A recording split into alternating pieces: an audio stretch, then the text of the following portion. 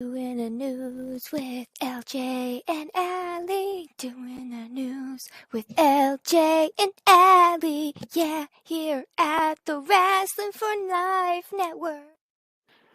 Hello, everybody, and welcome back to the Wrasslin for Life Network. I am LJ here with your daily wrestling news. And of course, we always start with a little history.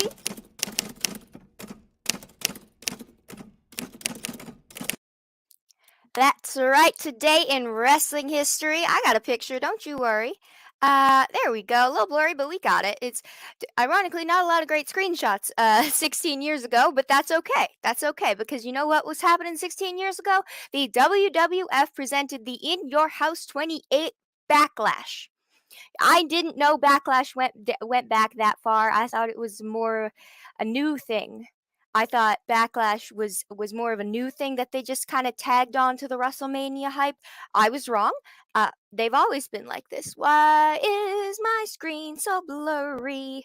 I don't usually look this bad. Let me change this for you. And if nothing has changed, that's fine. That's fine. There we go. So if nothing's changed, that's fine. But to me, it looks better. So what happened at this In Your House 28 Backlash? Well, we had Kane defeating the Big Boss Man. We had the Ministry of Darkness defeating the Brood, which was Christian, Edge, and Gangrel. We had Triple H defeating X-Pac. Mankind defeating the Big Show in a boiler room brawl. You guys tell me down below if you remember this happening. You gotta tell me, where were you when all this happened? The Undertaker defeated Ken Shamrock, and Steve Austin defeated The Rock in a no-holds-barred match to retain the WWF Championship, and Shane McMahon was the special referee, but it was refereed by Earl Hebner that counted the fall. Wrestling history, woo! I like wrestling history. Even I'm learning stuff. I didn't think Backlash was put down that far away. I thought it was definitely more of a more recent thing. But hey, I'm wrong. That's fine. That's all good. But coming up next, we got some AEW news.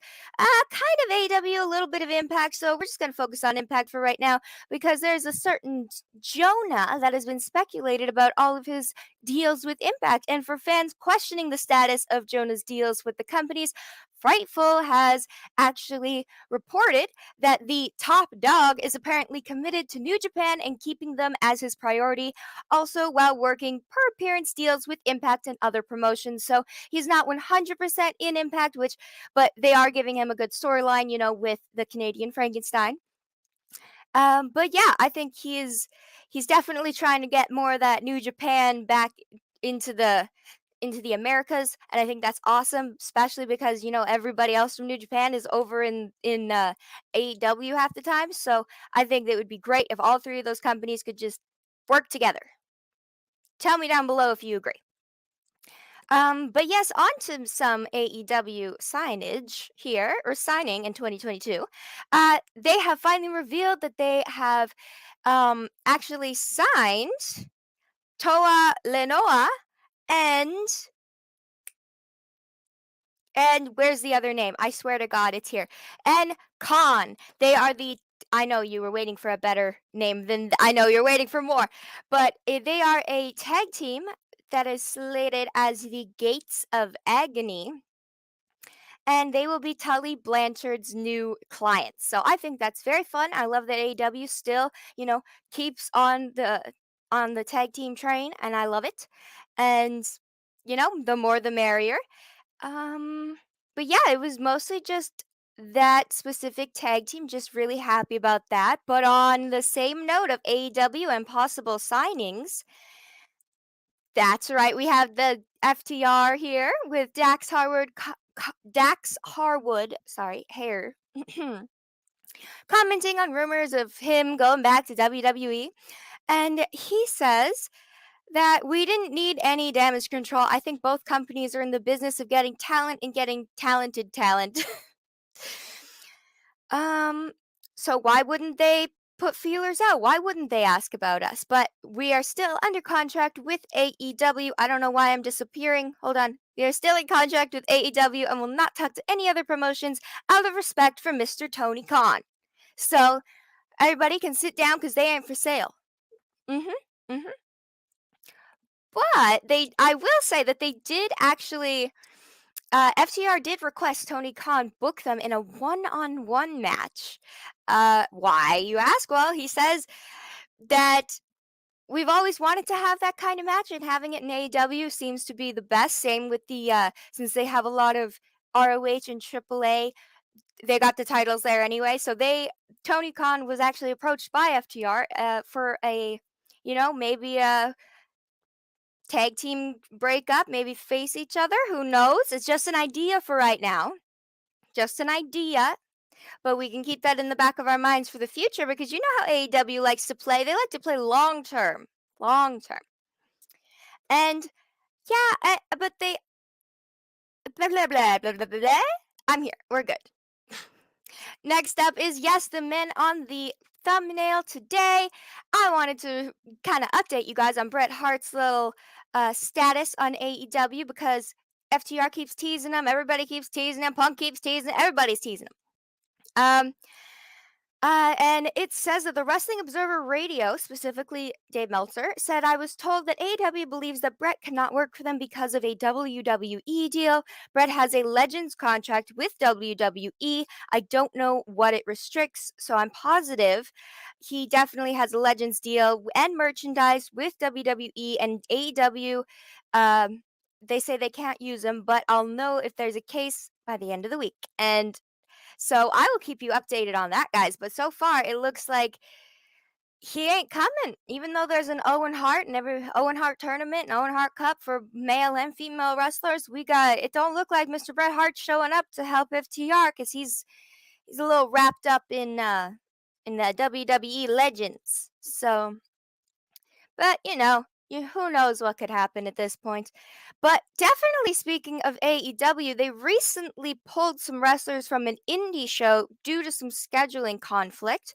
Um, the wrestlers were planning to work elsewhere on May 1st, this upcoming May 1st, but were pulled uh, because mostly just the Black Label. Okay, blah, blah, blah. I'm going to read this correctly so I don't confuse you even more. On the 1st of May, a few AEW wrestlers were supposed to wrestle for indie shows, and unfortunately, that will not be happening anymore because of tapings from Dark that happen on April 30th to May 1st.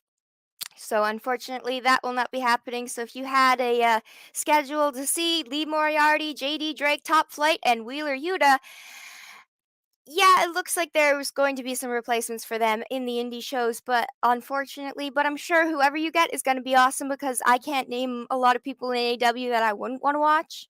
So I very much hope that, it goes, I'm sure it'll still go good. Just because you don't got, Yuta or JD Drake, I think you'll still have a good show. But it is unfortunate that, schedulings couldn't really line up. And Dark is usually taped right after Rampage. So Rampage and then Saturday. Yeah, I understand. Okay, you want to know what's next? You want to know what's next? I think you guys know what's next. Shut up! That's right. That's right. This is my favorite pictures right now. This is my favorite picture. Cody, stop talking. Because he recently said that the booing from the AEW fans was because they didn't respect him.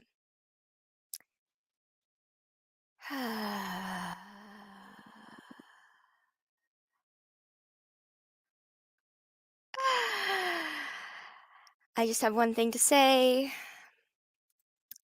Welcome to the internet. I hate to tell you, Cody, but you are a meme, and it was funny to boo you. Not to throw the weight belt back. I think they took that joke a little too far. But the laughing at you was, and like booing was still getting you over. Like it may have been the Cody zone, but like you were still being able, like everybody that you fought still went, like you were still pushing people. I don't understand why he would think that this is so much disrespect. We are in the internet age, Cody. I'm so sorry that trolling exists and it hurt your little feelings. Yeah, so I got some memes to make us all feel better.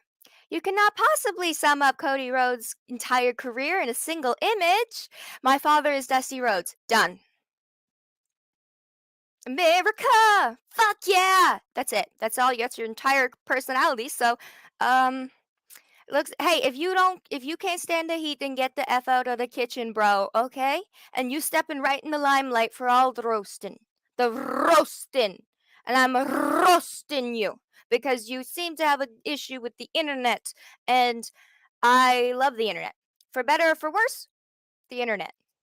Yeah. Uh, no, that's Mark Henry. Whoops. No, I'm aware.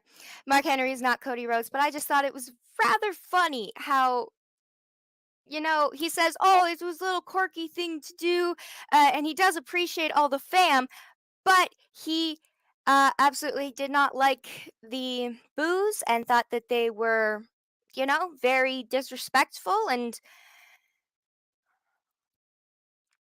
I don't think he wants to see trolls actually being disrespectful. I've seen it. It's mean. It's mean. You want people in this day and age to not you know how you deal with trolls? You troll them back. That's the only way to do it. He came out and he was being booed. Well, then you play up the boos. You play. It's a built-in thing for you. You can play off of it. The internet loves when people are like, fuck it, let's go. Love it, okay? They prefer you to be a real person than just take my boots. Calm down. Okay? Calm down. Go get a hug. Go spend time with your baby and calm down. But onto some happier news. Yes, that's right. Mr. Mark Henry's in the news today, and he is talking all about WWE and saying that they are intentionally trying to piss off their fans with the booking they have of Mr. Finn Balor. That's right. He says that they are intentionally booking him horrible to make the fans angry. Because on Busted Open Radio, he says, you know what? You got break a few eggs to make an omelet. And I think intentionally trying to piss you off, putting the edge on Theory, it is what it is. I don't take it negatively at it all. You've got to let him piss you off because that's how we've seen it. So Mark Henry's definitely saying they're going an old school way of getting some heat, really pushing Austin Theory to be the next big heel. So I think I agree with, Mark Henry. They're probably doing this on purpose on how they're building Theory and how they're kind of crushing Finn. But, speaking of Finn Balor, I know he was talking about Finn, but I think it's a lot for Theory. They're pushing him to be the worst of the worst and the best heel ever, and they're just burying Mr. Finn Balor. But hey, Mark Henry says there's a reason, so I'm not going to doubt him. There is, however, a little bit. Look at what was posted on Mr. Finn Balor's Twitter. That's right, a picture of him referencing the Bullet Club and all of the titles that he's won. So I don't know about you, but if WWE doesn't start booking him soon and stop breaking all those eggs, he might just jump ship back to his friends. And he's not going to have to become the demon and that is going to flop like a fish. If you don't believe me, go watch the WrestleMania Backlash Hell in a No, it wasn't in a cell. It was the demon versus the first. That's when God came into it. Right. Okay. Right. Because Roman faced Finn Balor, the demon, and then God helped him by undoing the top rope. Of course. How could I forget? How could I forget? I totally keep forgetting that God is on the WWE roster. It just keeps slipping my mind. They must renew that contract a lot. Really annually, I guess. Yeah. But on to some very, a little extra news for you guys because tonight on this wonderful channel, we have a watch party almost every single day of the week. And tonight is Monday Night Raw. And we have a little bit of like a preview for you. I'm going to tell you what's going on. Now, since the fallout from last week's show, they are in Knoxville, Tennessee. Love Knoxville. Bianca Belair is versing Sonya Deville for the Raw Women's Championship. I don't even know what to think about that anymore. I think both women could be doing so much more in their storylines and could be given better storylines. And that doesn't make when did Sonya start fighting with Bianca? I thought she was fighting with Naomi, and then there was this weird. I'm not even gonna try to ask. We are having a Randy Orton 20th anniversary celebration, so you know he's gonna get that whole like 20-minute intro where he's like, "I'm the best. I'm the greatest. I'm Randy Orton." Which he does. He deserves it. He's Randy Orton. I get it. He's been there since the beginning. He's going to be there, and he's wonderful. Great fighter and can probably help anybody's career. So, and there was a little bit of speculation that Mustafa Ali might show up a little bit, but maybe not tonight, maybe a little bit in the future, because after his heated argument, they seem to have there's still an open discussion, and yes, the release is still being brought up, but I feel like they're trying to work with him from all the stuff that I'm reading that he still has years on his contract left, so he definitely maybe the company is like, "Well, we have you, so let's try to use you." But it definitely depends on each party's willing to communicate and cooperate. So, and we know at least one of those parties doesn't like to do anything, and I'm not talking about Ali, because I'm sure he was pretty good at pitching his idea. But yeah, so that is what's going on the watch party later on tonight for Raw. And nope, join us here tonight, join us here tomorrow, join us here every day of the week because we are the Wrasslin for Life Network. And you guys know I can't let you go without first.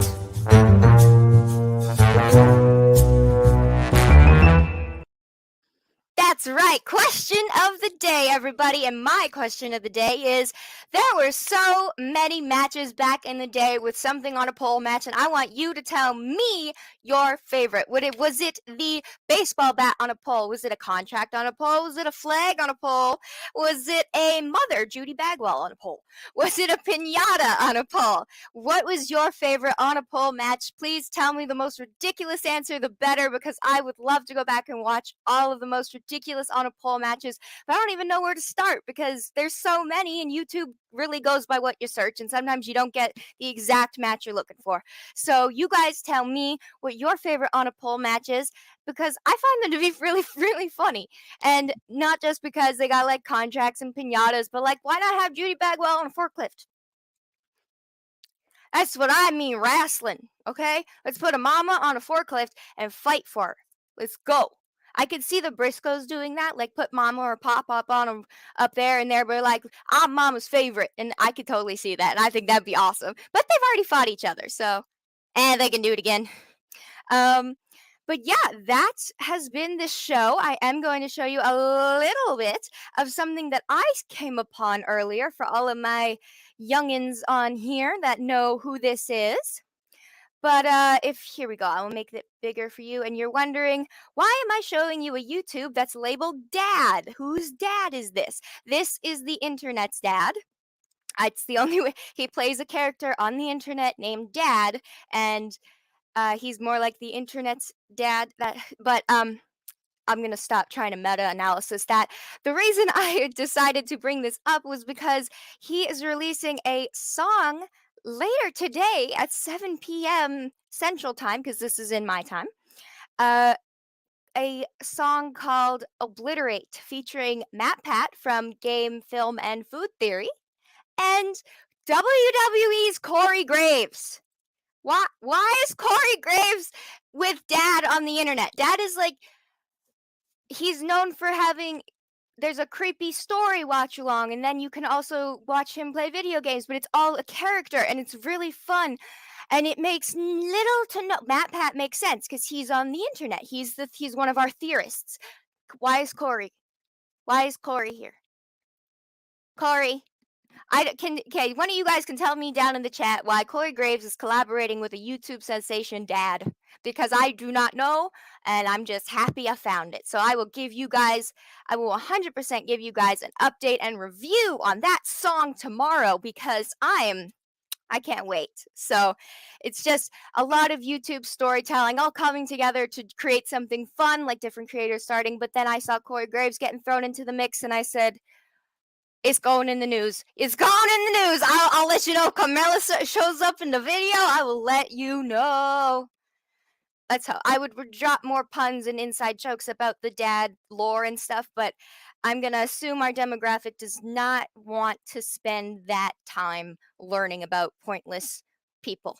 So I only talk about wrestling, and that's why it's the best. But this has been the end of your daily wrestling news. I have been Lyra Joe, and remember to answer that question down below and like, comment, subscribe, ring the bell, do all the wonderful things, and head over to Instagram to check out everybody's Instagram, Twitter, everything, because there's news coming out all the time. Allie's making videos all the time, and you never know what's going to pop up next. So I will see you guys next time.